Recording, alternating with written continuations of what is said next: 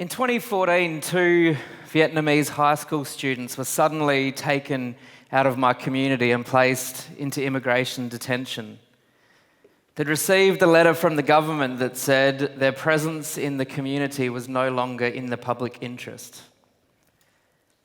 They'd been living in Australia as unaccompanied minors, here seeking asylum from political and religious persecution.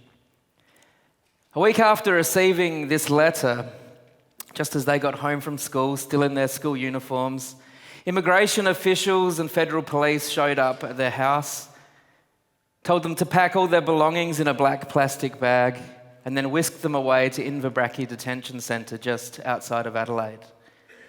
At 3 o'clock the next morning, they were woken up, taken by 4 guards to different planes, flown via different cities, and then landed in Wickham Point Detention Centre in Darwin, 2,600 kilometres away, ready for deportation. Immediately, about a dozen other children who feared they could be next went into hiding. And supporters protesting this outrage organised a rally on the steps of Parliament House, and I was one of the guest speakers. Some of the friends of these students who were also at risk of being deported came to the rally. They wanted to show solidarity with their friends, but also to hide their identities. Some of them wore masks. Others stood behind the pillars at Parliament House, hoping to not have their faces shown on TV.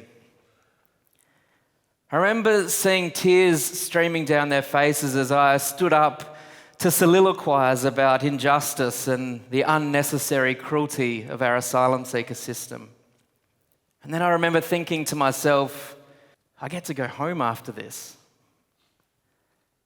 After this is over, I'll drive home and put my kids in the car and we'll go to the playground.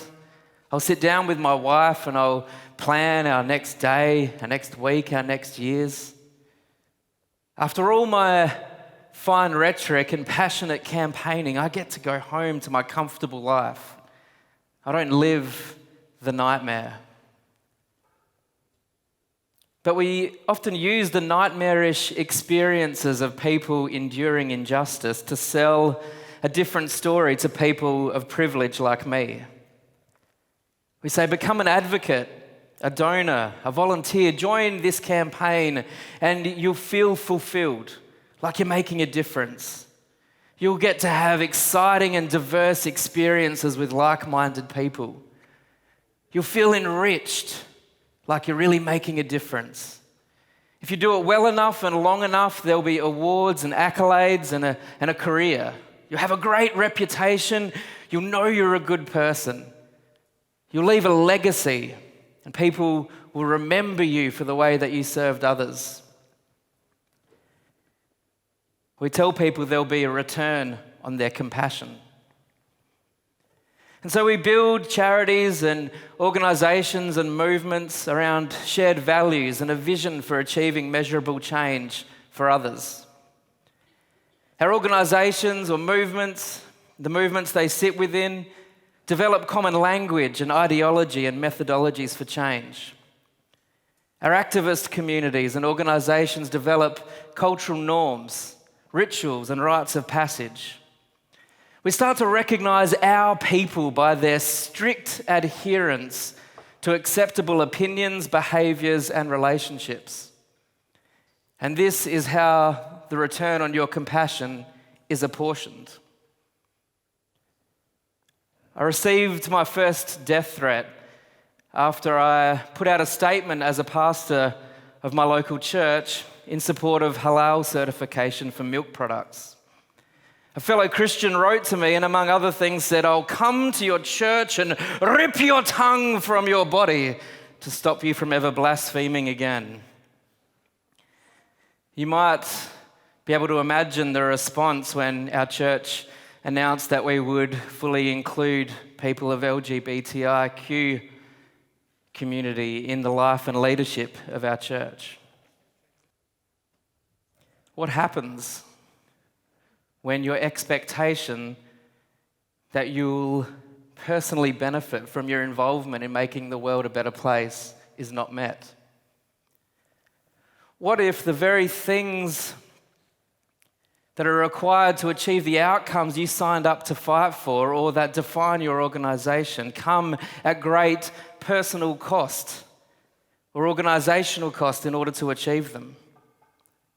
What if the things that need to be said or done to achieve better outcomes for others lead to poorer outcomes for you and your family? What if the right decision for the people for whom you advocate is not the same as the right decision for the cash flow, mailing list, or reputation of the organization you've worked so hard to build? When you stand at the intersection of self-interest and transformational change, who wins?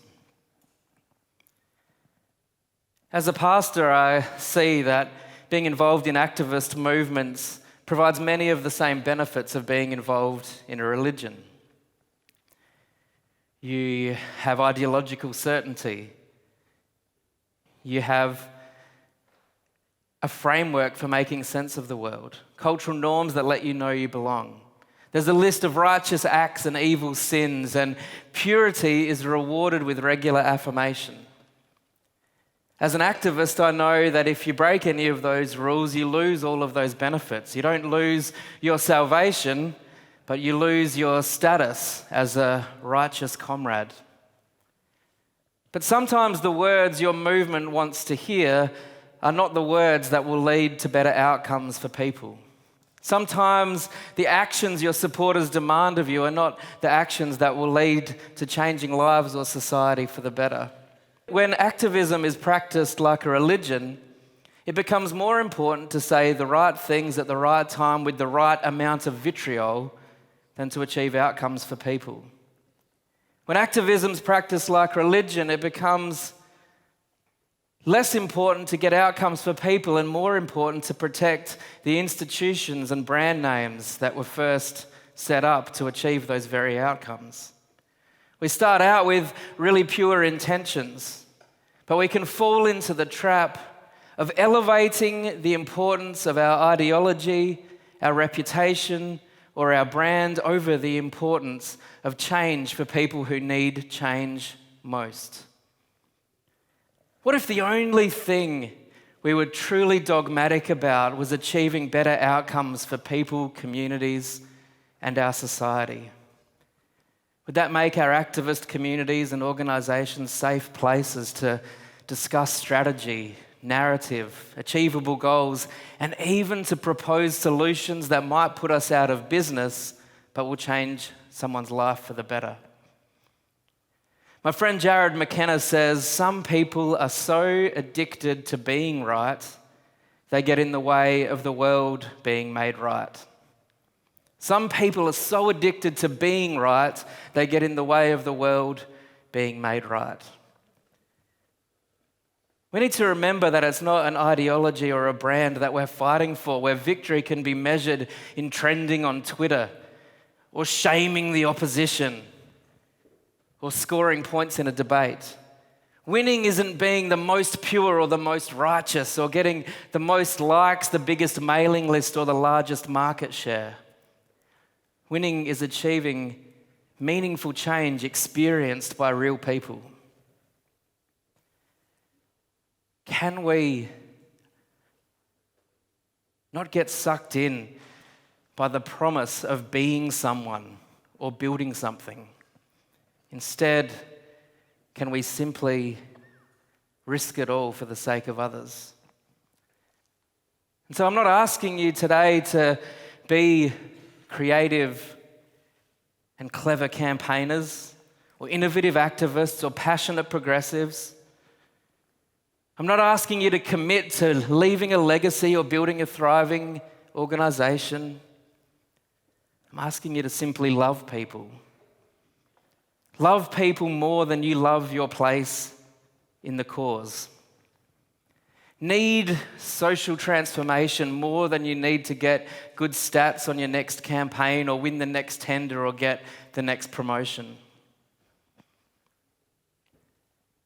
The question I had to ask myself that day at Parliament House, and every day when I'm confronted again by the reality of other people's nightmare, is, do I expect something back for my solidarity? Do I expect a return on my compassion? And I leave that same question with you now. Do you expect a return on your compassion? Thank you.